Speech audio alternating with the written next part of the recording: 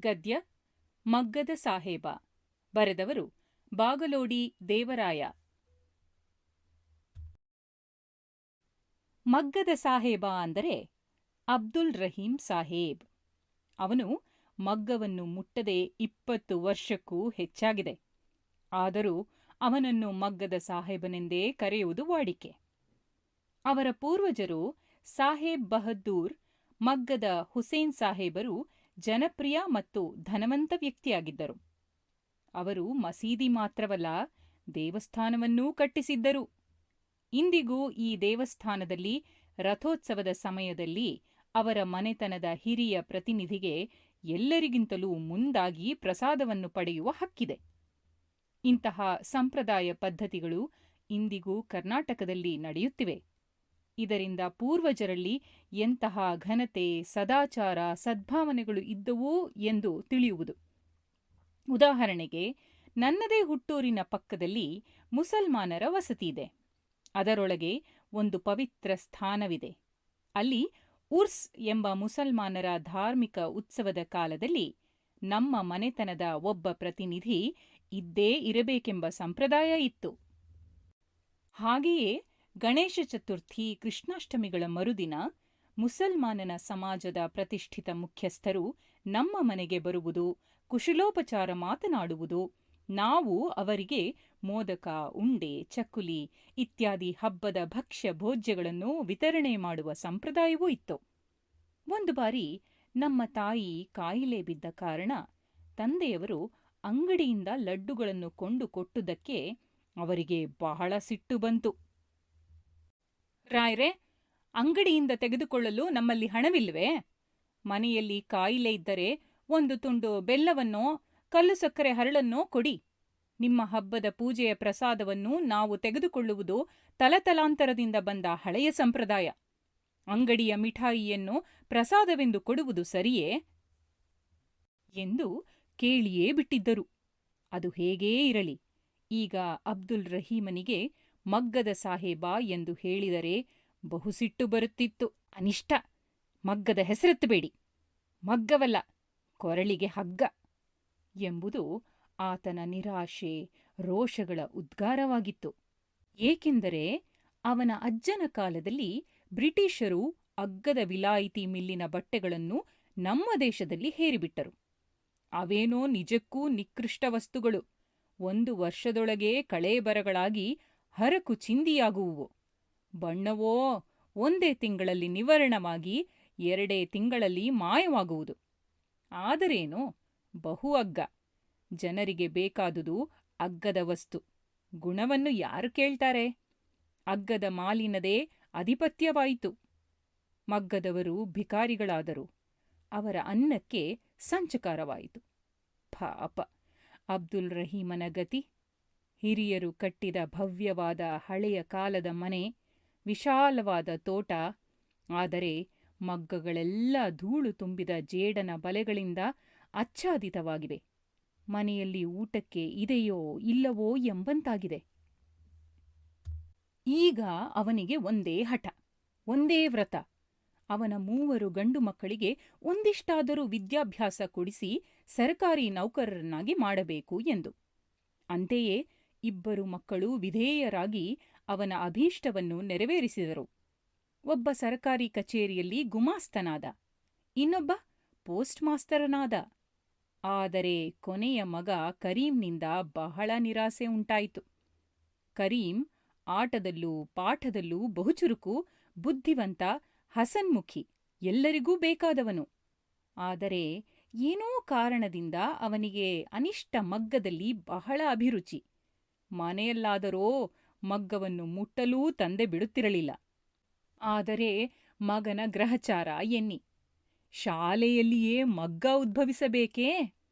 ಮಹಾತ್ಮ ಗಾಂಧಿ ಪ್ರೇರಣೆಯಿಂದ ಕೆಲವು ಶಾಲೆಗಳಲ್ಲಿ ನವೀನ ಶಿಕ್ಷಣ ಆರಂಭವಾಯಿತು. ಆ ವ್ಯವಸ್ಥೆಯಲ್ಲಿ ವಿದ್ಯಾರ್ಥಿಗಳಿಗೆ ಹಲವು ತರಹದ ಔದ್ಯೋಗಿಕ ಶಿಕ್ಷಣವನ್ನು ಕೊಡುವುದು, ಅವರಲ್ಲಿ ಹಸ್ತಕೌಶಲವನ್ನು, ದೇಹಶ್ರಮದಲ್ಲಿ ಗೌರವ ಭಾವವನ್ನು ಉಂಟುಮಾಡುವುದು ಒಂದು ಭಾಗವಾಗಿತ್ತು. ಕೆಲವರಿಗೆ ಬಡಗಿಯ ಕೆಲಸ, ಕೆಲವರಿಗೆ ಬೆತ್ತದ ಕುರ್ಚಿ ಕೆಲಸ ಇತ್ಯಾದಿ ಸಾಮಗ್ರಿಗಳನ್ನು ಮಾಡುವ, ಕೆಲವರಿಗೆ ಕೃಷಿ, ಕೆಲವರಿಗೆ ಮಗ್ಗದ ಕೆಲಸವನ್ನು ಕಲಿಸತೊಡಗಿದ್ದರು. ಹುಡುಗ ಕರೀಂ ಮಗ್ಗದ ಕೆಲಸವನ್ನು ಮೀನು ನೀರಿನಲ್ಲಿ ಈಜುವಷ್ಟೇ ಸುಲಭವಾಗಿ ಕಲಿತು ಬಹು ನಿಪುಣನಾಗಿ ಬಿಟ್ಟ. ಅವನ ತಂದೆಗೆ ರೋಷ ಉಕ್ಕಿ ಬಂತು.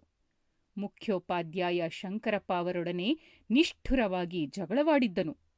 ಆದರೆ ಹುಡುಗ ಕರೀಂ ಶಾಲೆಯ ಮಗ್ಗದಲ್ಲಿ ಒಂದು ಪರಿವರ್ತನೆಯನ್ನು ತನ್ನದೇ ಬುದ್ಧಿವಂತಿಕೆ ಹಾಗೂ ಕೌಶಲದಿಂದ ಮಾಡಿಬಿಟ್ಟಿದ್ದ. ಅದನ್ನು ಶಂಕರಪ್ಪ ಅವರು ಸ್ವಾಭಾವಿಕವಾಗಿಯೇ ಪ್ರಶಂಸೆ ಮಾಡಿ ಮೇಲಧಿಕಾರಿಗಳಿಗೆ ವರದಿ ಮಾಡಿದ್ದರು. ಅದರ ಫಲಸ್ವರೂಪವಾಗಿ ಸರಕಾರದಿಂದ ಹುಡುಗ ಕರೀಂನಿಗೆ ಒಂದು ಬೆಳ್ಳಿಯ ಪದಕವೂ 100 ರೂಪಾಯಿಯ ಬಹುಮಾನವೂ ಬಂದುಬಿಟ್ಟವು. ಹುಡುಗನ ಉತ್ಸಾಹ ಆಕಾಶಕ್ಕೇರಿತು. ತಂದೆ ಈ ಹಠಮಾರಿಗೆ ಮಗ್ಗದ ಹುಚ್ಚನ್ನು ಬಿಡಿಸಬೇಕೆಂದು ಶಾಲೆಯಿಂದಲೇ ಬಿಡಿಸಿಬಿಟ್ಟನು.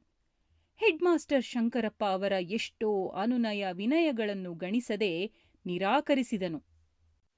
ಒಂದು ದಿನ ಶಾಲೆಯ ವಾರ್ಷಿಕೋತ್ಸವ ಸಮಾರೋಪದಲ್ಲಿ ಹಳೆಯ ವಿದ್ಯಾರ್ಥಿಗಳ ಒಂದು ನಾಟಕವಿತ್ತು.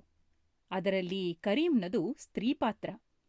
ಅದಕ್ಕೆಂದು ತಾಯಿಯಿಂದ ಗೌಪ್ಯವಾಗಿ ಹಳೆಯ ಕಾಲದ ಚಿನ್ನದ ಸರವನ್ನು ಅಲಂಕಾರಕ್ಕೆಂದು ಎರವಲು ತೆಗೆದುಕೊಂಡ. ನಾಟಕ ಮುಗಿದ ನಂತರ ಮನೆಗೆ ಬರಲಿಲ್ಲ. ಎಲ್ಲೋ ಮಾಯವಾಗಿ ಹೋದ. ತಂದೆಗೆ ಮೈಯಲ್ಲಿ ಅಗ್ನಿಸಂಚಾರವಾಯಿತು. ಮಗನನ್ನು ಕ್ರೂರವಾಗಿ ಶಪಿಸಿದನು. ಹಾಳಾಗ್ಹೋಗ್ಲಿ, ಹಠಮಾರಿ, ತಂದೆಯ ಮಾತನ್ನು ಉಲ್ಲಂಘಿಸಿದವನು ಎಂದು ಮಾತ್ರ ತಿಳಿದಿದ್ದೆ. ಈಗ ಕಳ್ಳನೆಂದೂ ತಿಳಿಯಿತು. ನನಗೆ 2 ಗಂಡು ಮಕ್ಕಳು. ಕಳ್ಳನಾದವನು, ಮನೆ ಬಿಟ್ಟು ಓಡಿಹೋದವನು ಮಗನೇ ಅಲ್ಲ ಎಂದು ಆಣೆ ಹಾಕಿದನು. ಕೆಲವು ವರ್ಷಗಳ ನಂತರ ಕರೀಂ ಈಗ ಬೆಳೆದು ಯುವಕನಾಗಿದ್ದಾನೆ. ಮನೆಗೆ ಬಂದು ಬಾಗಿಲು ತಟ್ಟಿದ. ತಂದೆ ಬಾಗಿಲು ತೆರೆದು ಮುಖ ನೋಡಿ ಪಟಾರನೆ ಬಾಗಿಲು ಮುಚ್ಚಿದ. 1 ಗಂಟೆ ಬಾಗಿಲು ತಟ್ಟಿದರೂ, ತಾಯಿ ಅತ್ತು ಹಂಬಲಿಸಿದರೂ ಬಾಗಿಲು ತೆರೆಯಲೇ ಇಲ್ಲ. ಕೊನೆಗೆ ನಿವೃತ್ತರಾಗಿರುವ ಶಂಕರಪ್ಪ ಅವರ ಮನೆಗೆ ಹೋಗಿ ಸಂಧಾನ ಮಾಡಿಸಿರಿ ಎಂದು ನಿವೇದಿಸಿದ. ನನ್ನ ಮುಖವನ್ನೇ ನೋಡಬಾರದು ಎಂದು ಹಠವಿದ್ದರೆ ಕೊನೆಗೆ ತಾಯಿಯಾದರೂ ನನ್ನನ್ನು ಕಾಣಬಾರದೆ? ಅಮ್ಮನ ಚಿನ್ನದ ಸರವನ್ನು ತಂದಿದ್ದೇನೆ. ಅದರೊಡನೆ 10,000 ರೂಪಾಯಿಗಳನ್ನೂ ತಂದಿದ್ದೇನೆ. ಅವನ್ನಾದರೂ ತಾಯಿಯ ಕಾಲ ಮೇಲೆ ಹಾಕಿ ಹೋಗ್ತೇನೆ. ತಂದೆಯವರಿಗೆ ಸಮಾಧಾನ ಹೇಳಿ, ನಿಮ್ಮ ಹಳೆಯ ಶಿಷ್ಯನಿಗೆ ಇದೊಂದು ಉಪಕಾರ ಮಾಡಿ ಎಂದ. ಶಂಕರಪ್ಪ ಅವರು ಮುದುಕನೊಡನೆ 1 ಗಂಟೆ ಗೋಗರೆದರು, ನಿವೇದಿಸಿದರು, ತರ್ಕಿಸಿದರು, ಚರ್ಚಿಸಿದರು. ಆದರೆ ನಿಷ್ಫಲವಾಯಿತು. 1 ಪದವನ್ನೂ ಕೇಳುವ ತಾಳ್ಮೆ ಮುದುಕನಿಗೆ ಇರಲಿಲ್ಲ. ಸಾಹೇಬ್ ಬಹದ್ದೂರ್ ಹುಸೇನ್ ಸಾಹೇಬರ ಕೀರ್ತಿಗೆ ಮಸಿ ಹಚ್ಚಿದ್ದಾನೆ. ಈ ಮಾತಿನಲ್ಲಿ ನೀವು ಅಡ್ಡಬಾಯಿ ಹಾಕಬೇಡಿ. ನೀವು ಕಲಿಸಿದ ಪಾಠದಿಂದಲೇ ಈ ಹಠಮಾರಿ ನಮ್ಮ ವಂಶದ ಕೀರ್ತಿಯನ್ನು ಮಣ್ಣುಪಾಲು ಮಾಡಿದ. ಹಣ ತಂದಿದ್ದಾನಂತೆ. ಕಳವಿನ ಹಣವೋ ದರೋಡೆಯ ಹಣವೋ ಎಂದು ಸಿಡುಕಿದ. ಶಂಕರಪ್ಪ ಅವರು ಮುಖ ಬಾಡಿಸಿಕೊಂಡು ಹಿಂತೆರಳಿದರು. ಕರೀಂನ ಹಣ ಕಳವಿನದೂ ಅಲ್ಲ, ದರೋಡೆಯದೂ ಅಲ್ಲ. ಸಣ್ಣ ಪ್ರಾಯದಲ್ಲೇ ಮಗ್ಗದ ಸಹಕಾರಿ ಸಂಘವೊಂದನ್ನು ಸ್ಥಾಪಿಸಿ ಅವನೀಗ ಅದರ ಅಧ್ಯಕ್ಷನಾಗಿದ್ದಾನೆ. ಸಾಕಷ್ಟು ಯಶಸ್ವಿಯೂ ಧನವಂತನೂ ಆಗಿದ್ದಾನೆ. ಅದೂ ಅಲ್ಲದೆ ಮಗ್ಗದ ಯಂತ್ರದ ಪ್ರಯೋಗದಲ್ಲಿ ಹೊಸ ಹೊಸ ಸುಧಾರಣೆಗಳನ್ನೂ ಪರಿವರ್ತನೆಗಳನ್ನೂ ತಂದು ಹೆಸರು ಮಾಡಿದ್ದಾನೆ. ಆದರೆ ಈ ವಿಷಯದ ಲವಲೇಶವೂ ತಂದೆಗೆ ತಿಳಿಯದು. ಏಕೆಂದರೆ ಆತ ಕರೀಂನ ಕಡೆಗೆ ತನ್ನ ಹೃದಯವನ್ನು ಮನೆಯ ಬಾಗಿಲು ಮುಚ್ಚಿದಂತೆ ಸಂಪೂರ್ಣವಾಗಿ ಮುಚ್ಚಿಬಿಟ್ಟಿದ್ದಾನೆ. ಯಾರಾದರೂ ಕರೀಂನ ಹೆಸರೆತ್ತಿದರೆ, ನನಗೆ 2 ಗಂಡು ಮಕ್ಕಳು, ಕಳ್ಳರ ಪರಿಚಯ ನನಗಿಲ್ಲ ಎಂದೇ ಅವನ ನಿಷ್ಠುರದ ಉತ್ತರ. ಕೆಲವು ವರ್ಷಗಳ ನಂತರ ಅಬ್ದುಲ್ ರಹೀಂ ಹಾಸಿಗೆಯಲ್ಲಿ ಒರಗಿದ್ದಾನೆ. ಅನಾರೋಗ್ಯದಿಂದ ನೆರಳುತ್ತಾ ಇದ್ದಾನೆ. ಎಲುಬಿನ ಹಂದರವಾಗಿದ್ದಾನೆ. ಕಣ್ಣೂ ಸರಿಯಾಗಿ ಕಾಣಿಸುತ್ತಿಲ್ಲ, ಕಿವಿಯೂ ಸರಿಯಾಗಿ ಕೇಳುತ್ತಿಲ್ಲ. ಶಂಕರಪ್ಪ ಅವರು ಬಾಗಿಲು ತಟ್ಟಿದರೂ ಒಳಗೆ ಬಂದರು. ಕೈಯಲ್ಲಿ ಒಂದು ವಾರ್ತಾಪತ್ರಿಕೆ. ರಹೀಂ ಸಾಹೇಬ್ರೆ, ಈ ಪತ್ರಿಕೆ ನೋಡಿದ್ರಾ? ಈ ಭಾವಚಿತ್ರ ನೋಡಿ. ಮುದುಕ ಕಣ್ಣಿನ ಹತ್ತಿರ ತಂದ. ಆದರೆ ಪಾಪ, ಕಣ್ಣು ಮಂಜಾಗಿವೆ. ಏನೂ ತೋರದು. ಅವನ ಹೆಂಡತಿ ಬಂದು ವಾರ್ತಾಪತ್ರಿಕೆ ತೆಗೆದುಕೊಂಡು ಹೋದಳು. ಕರೀಂ, ಕರೀಂ, ಕರೀಂ ಎಂದು ಗಟ್ಟಿಯಾಗಿ ಉದ್ಗರಿಸಿದಳು. ಏನು, ಜೈಲಿಗೆ ಹೋದನೇ? ಪಾಶಿಯಾಯಿತೆ. ಇನ್ನು ಮನೆತನದ ಮೇಲೆ ಏನು ಅಪಕೀರ್ತಿ ಹೇರಿದ್ದಾನೆ ಎಂದು ಮುದುಕ ಕೆಮ್ಮುತ್ತಾ ಗರ್ಜಿಸಿದ. ರಹೀಂ ಸಾಹೇಬ್ರೇ, ನಿಮ್ಮ ಮಗ ಕರೀಂನಿಗೆ ರಾಷ್ಟ್ರಪತಿಯವರು ಪದ್ಮಭೂಷಣ ಬಿರುದನ್ನ ಕೊಟ್ಟಿದ್ದಾರೆ. ಅದರ ಭಾವಚಿತ್ರ ಈ ವಾರ್ತಾಪತ್ರಿಕೆಯಲ್ಲಿದೆ. ಆ, ಪದ್ಮಭೂಷಣ ಅಂದ್ರೇನೋ? ಪದ್ಮಭೂಷಣ ಅಂದ್ರೆ ಸಾಹೇಬ್ ಬಹದ್ದೂರ್ಗಿಂತಲೂ ಮೇಲಿನ ಬಿರುದು.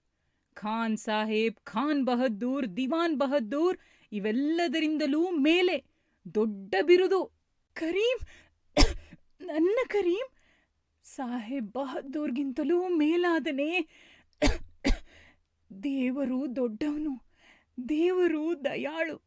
ನನ್ನ ಬಾಯಿಂದ ಬಿದ್ದ ಕೆಟ್ಟ ಮಾತನ್ನ ದೇವರು ಕಿವಿಗೆ ಹಾಕಿಕೊಳ್ಳಿಲ್ಲ. ನನ್ನ ಕರೀಂ ಮಗ್ಗದ ಹುಸೇನ್ ಸಾಹೇಬರ ಹೆಸರಿಗೆ ಕೀರ್ತಿ ತಂದ ಎಂದು ಕೆಮ್ಮುತ್ತಾ ಬಿಕ್ಕಿ ಅಳತೊಡಗಿದ ಭಾವುಕನಾಗಿ.